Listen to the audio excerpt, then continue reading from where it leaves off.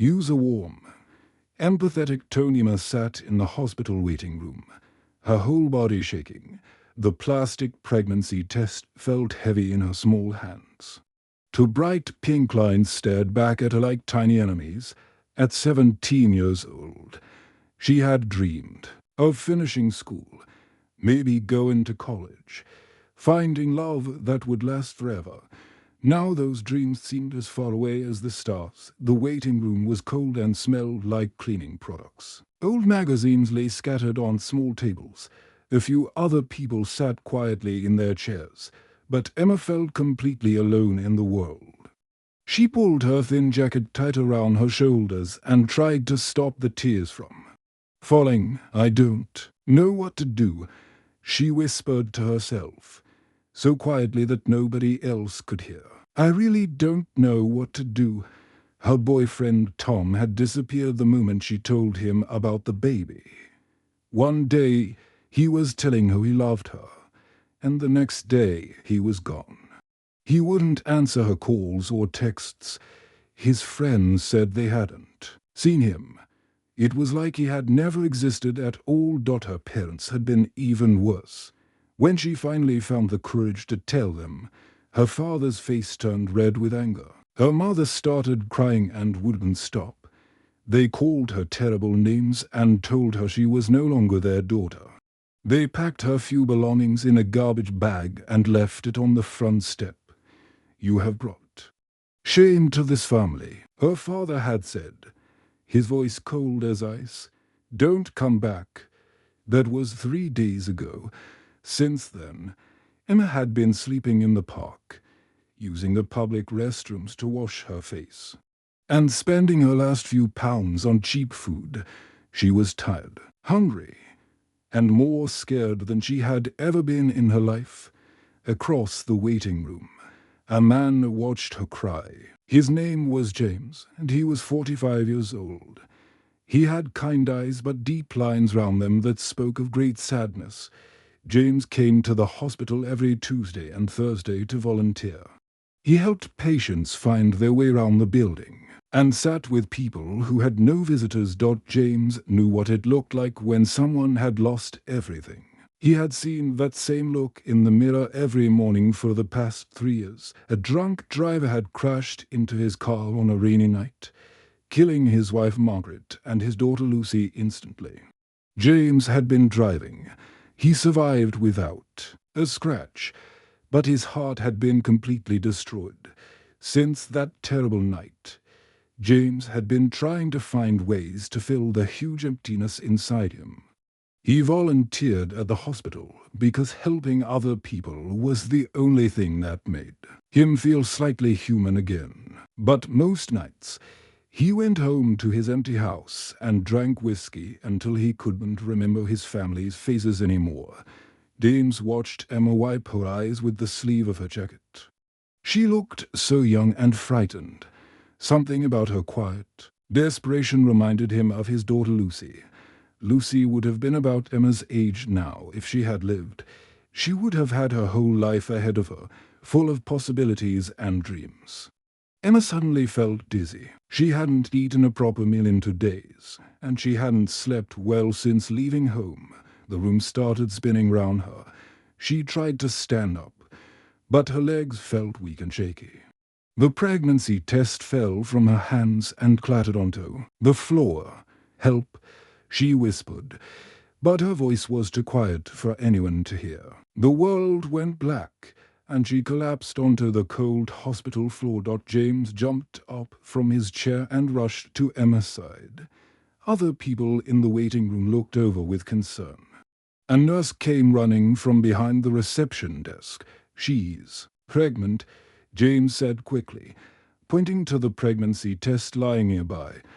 I think she fainted from exhaustion. The nurses were gentle and professional. They lifted Emma onto a wheelchair and checked her vital signs. Her pulse was weak, and her skin was pale and cold. They gave her some water and a warm blanket. As Emma slowly opened her eyes, she saw James sitting in the chair next to her. His face was full of worry and kindness. She had never seen him before, but something about him felt safe. "You're going to be okay," James said softly, his voice gentle like a father talking to his child. "You're not alone anymore. I promise you that." Emma looked up at this stranger who had helped her when she needed it most, for the first time in weeks. She felt a tiny spark of hope growing in her chest. Maybe everything wasn't completely hopeless. After all, maybe there were still good people in the world who cared about others. James smiled at her, and Emma managed to smile back through her tears. Neither of them knew it yet. But this was the moment that would change both of their lives, forever. Sometimes the most broken people find each other at exactly the right moment. When they need healing the most, use a warm, empathetic genetic doctor said Emma could leave the hospital. But James felt worried as he watched her gather her few belongings. She moved slowly, like someone much older than 17. Her small plastic bag contained everything she owned in the world: 2 old shirts, a pair of jeans, some underwear, and the pregnancy test that had changed everything. "You can't go back to sleeping in the park," James said firmly, his voice full of concern. "Not in your condition. It's getting colder at night, and you need proper food and rest." Emma looked down at her worn shoes. She felt embarrassed that this kind stranger knew she had been sleeping outside like a homeless person. "I don't have anywhere else to go," she said quietly. "My family made it very clear they don't want me anymore." James took a deep breath and thought about his empty house. For 3 years, he had lived alone with his grief and his bottles of whiskey. The spare bedroom had been his daughter Lucy's room, and he had kept it exactly the same since the accident. Her books were still on the shelves, her clothes still in the dresser drawers. "I have a spare room," James said, surprising himself with the words. "It's not much, but it's warm and safe.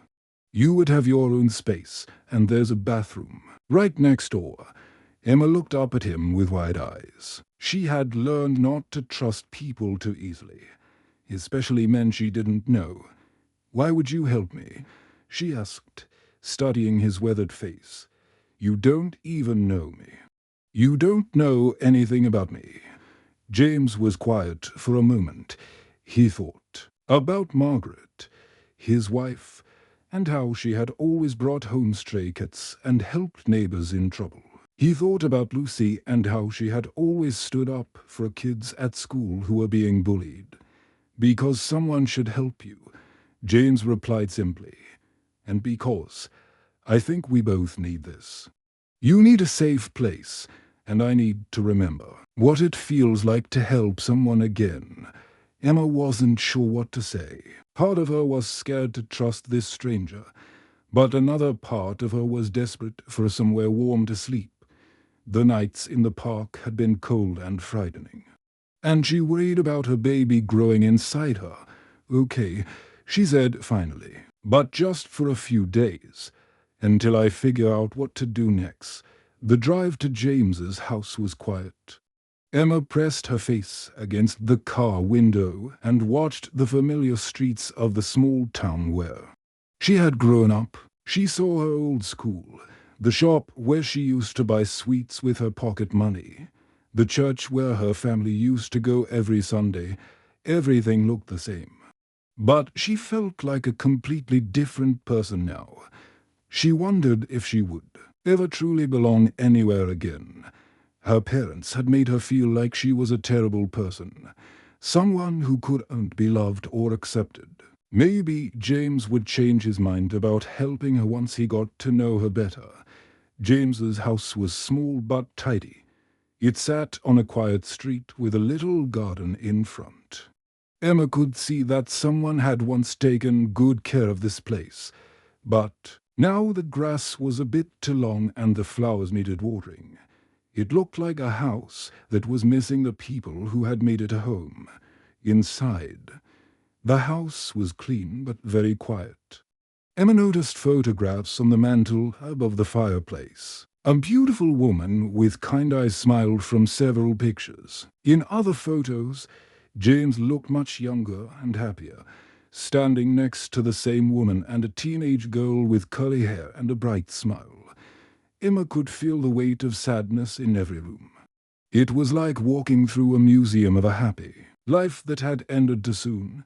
The furniture was nice, but everything felt frozen in time, as if the people who lived here had just stepped out for a moment and might come back any minute. "That's my wife Margaret and my daughter Lucy," James said softly, noticing Emma looking at the pictures.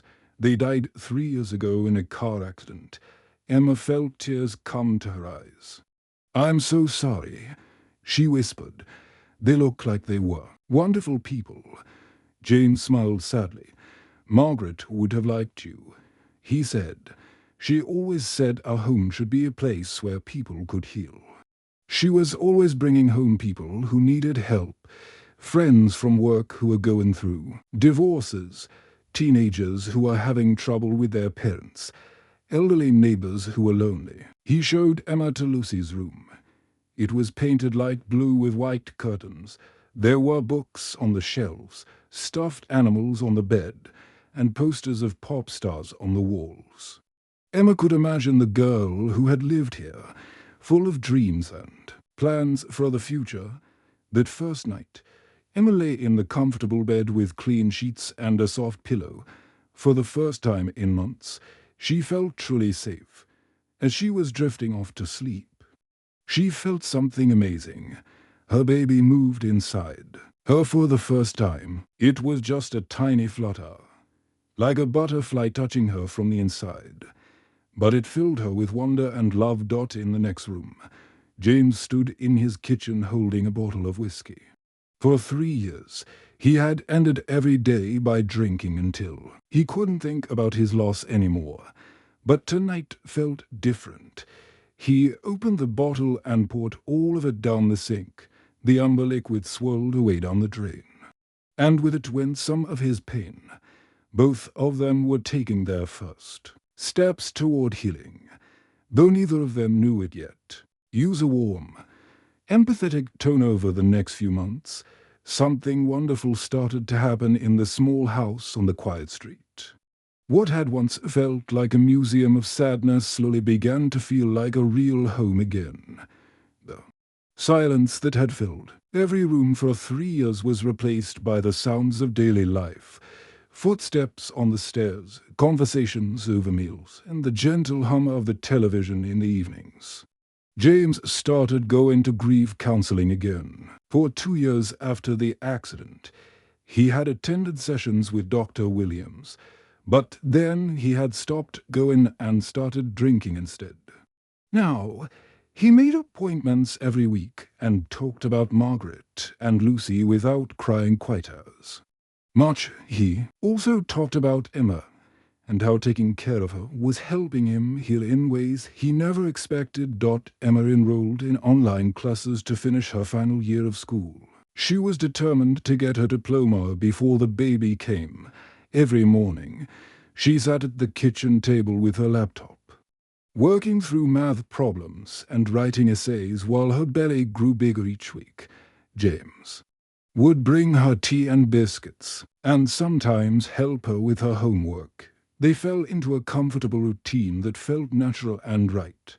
James would wake up early and make breakfast, usually eggs and toast, or sometimes pancakes if it was the weekend.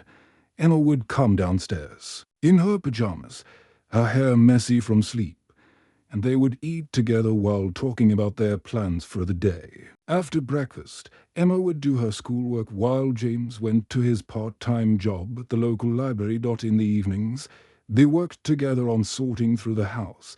For 3 years, James had been unable to touch Margaret and Lucy's belongings. Their clothes still hung in closets. Their books were still on shelves, and boxes of photo albums sat unopened in the attic. But with Emma's gentle encouragement, James finally found the strength to go through these precious memories. "Tell me about Lucy," Emma said one evening as they sat on the living room floor, surrounded by photo albums. She was 6 months pregnant now, and sitting on the floor was getting more difficult. But she wanted to help James with this important work. James picked up a photo of Lucy at her 16th birthday party. She was wearing a bright yellow dress and laughing at something someone had said. His face softened as he looked at the picture. "She would have been your age now," James said. And for the first time since Emma had known him, he smiled a real, genuine smile. She wanted to be a teacher, just like her mom. Margaret taught primary school, and Lucy loved helping her mark papers and prepare lessons. His voice broke slightly as he continued. "She would have loved being an aunt to your little one. She always said she wanted to have nieces and nephews to spoil." Emma placed her hand on her growing belly, feeling the baby kick as if responding to the conversation. "Maybe she still can be, in a way," she said softly. "Maybe she can watch over this baby from wherever she is now." James looked at Emma with tears in his eyes, but they were happy tears this time. He had never thought about it that way before. Has. Emma's belly grew bigger. James made a decision that surprised both of them. He began preparing the nursery in what had been Lucy's room. It was the hardest thing he had done since the accident, but it also felt like the most important thing he had ever done. He carefully packed away Lucy's belongings, not throwing anything away but storing everything in beautiful boxes that he labeled with her name. Then he painted the walls a soft yellow color because Emma didn't want to know if the baby was a boy or a girl. He bought a crib, a changing table, and a comfortable chair for feeding the baby. Each piece of baby furniture felt like a small victory over the grief that had consumed him for so long. Emma watched him work with wonder and gratitude. This man who had lost everything was giving her and her baby a future filled with love and hope. But as Emma entered her 8th month of pregnancy, things became more complicated. During a routine checkup, Dr. Peterson noticed that Emma's blood pressure was higher than it should be. She also discovered that the baby was in the wrong position for delivery. "We need to monitor you very closely," Dr. Peterson said, her voice serious but calm. "This could become dangerous for both you and the baby if we're not careful." That night, Emma went to bed early, feeling worried and scared. James stood in the newly prepared nursery, looking at the empty crib and feeling fear grip his heart. Like a cold hand, he picked up a photo of Margaret that he kept on the dresser and held it against his chest. "I can't lose them too," he whispered to Margaret's smiling face. "Please, not again. I don't think I could survive losing anyone else I love." Tears streamed down his face as he thought about all the terrible things that could go wrong. What if something happened to Emma during the delivery? What if the baby didn't survive? What if he was left alone again in this house that had finally started to feel like home? Emma heard him crying and came into the nursery. She saw this strong, kind man who had saved her life, now broken with worry about losing her and the baby. Without saying a word, she wrapped her arms round him and hugged him tight. James hugged her back, and they both cried together, not from sadness this time, but from fear of losing the family they had built together. Emma realized that James had become her father in every way that mattered, and James realized that Emma and her baby had become his reason for living again. Use a warm, empathetic tone. The emergency began at dawn on a Tuesday morning in October. Emma woke up feeling strange and uncomfortable, but she thought it was just the usual aches and pains of being 8 months pregnant. Then she felt something wet between her legs, and when she looked down, she realized her water had broken. "James," she called out, panic rising in her voice. "Something's wrong. The baby's coming, but it's too early." James rushed into her room and immediately saw what was happening. Emma was only 32 weeks pregnant, which meant the baby was coming 2 months too early.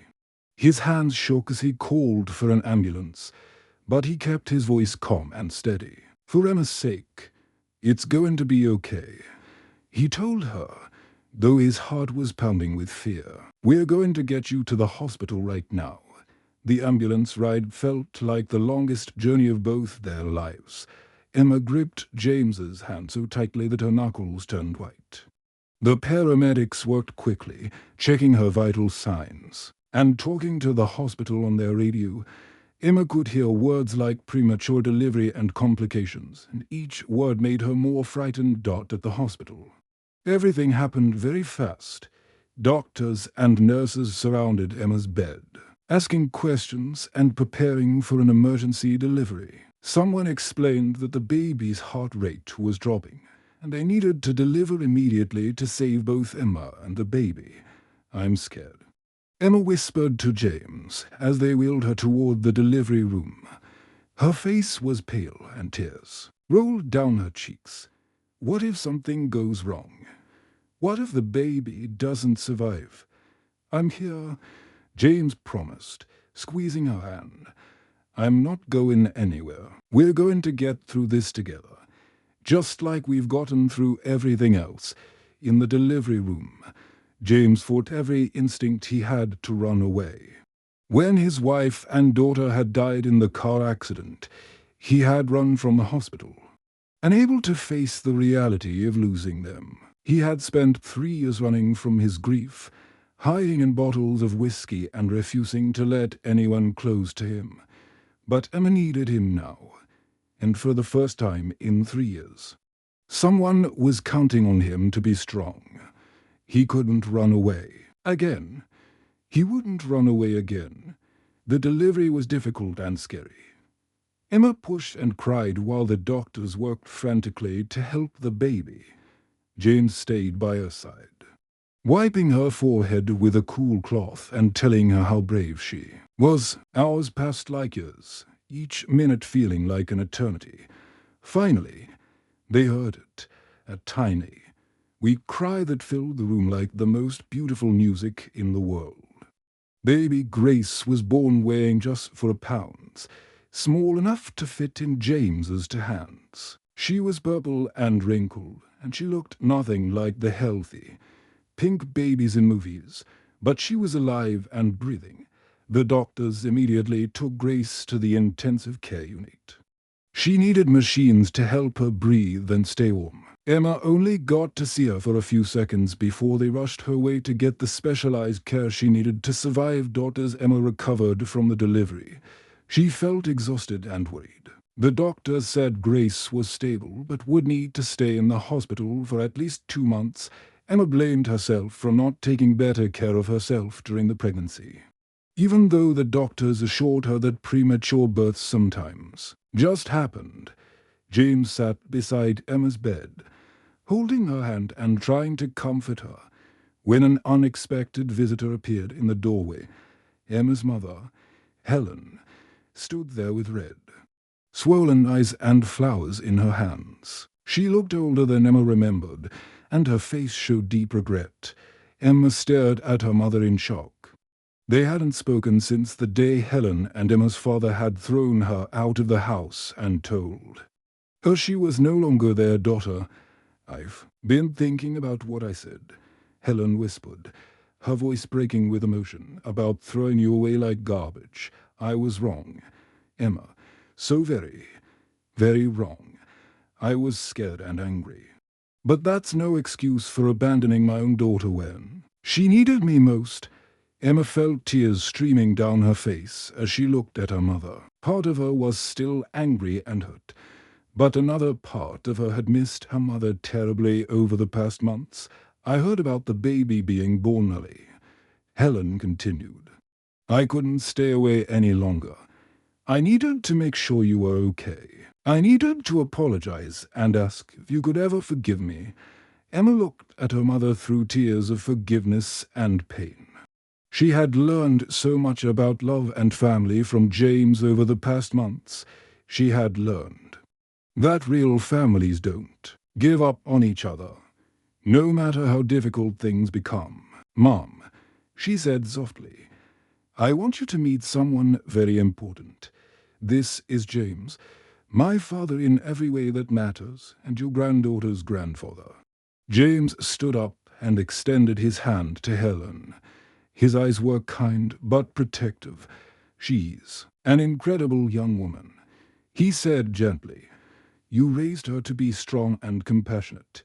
I'm honored to be part of her life."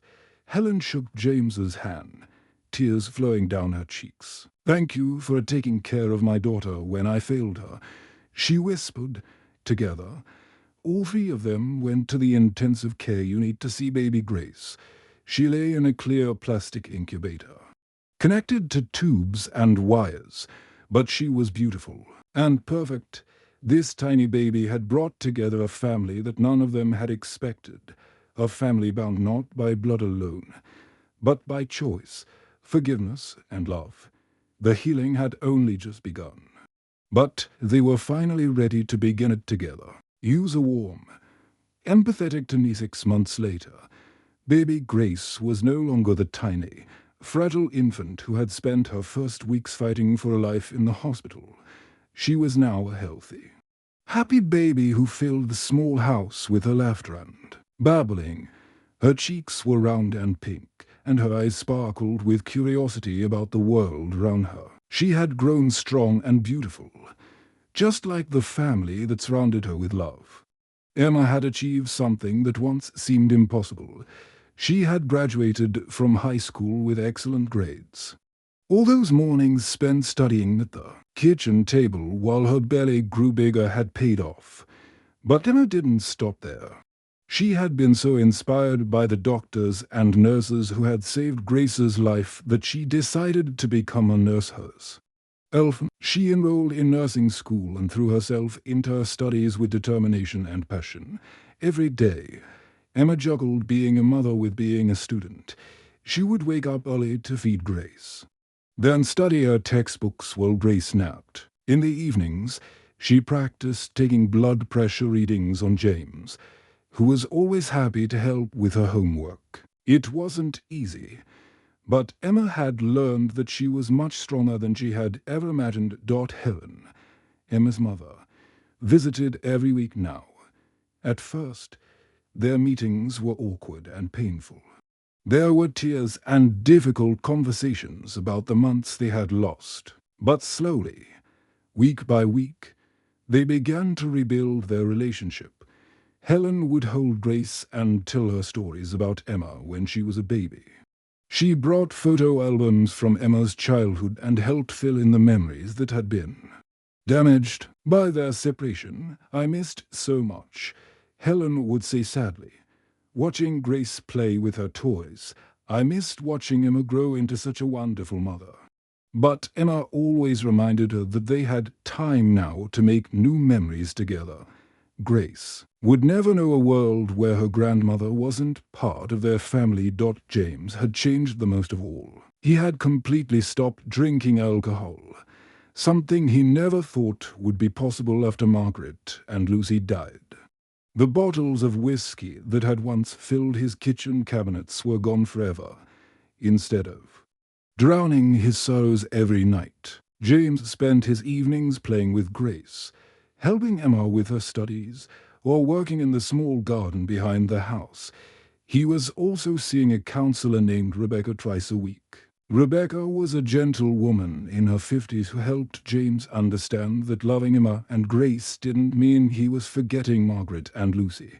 For a long time, James had felt guilty for being happy again, as if joy was somehow betraying the memory of his first family. "Love doesn't have limits," Rebecca told him during one of their sessions. "Your heart is big enough to hold all of them.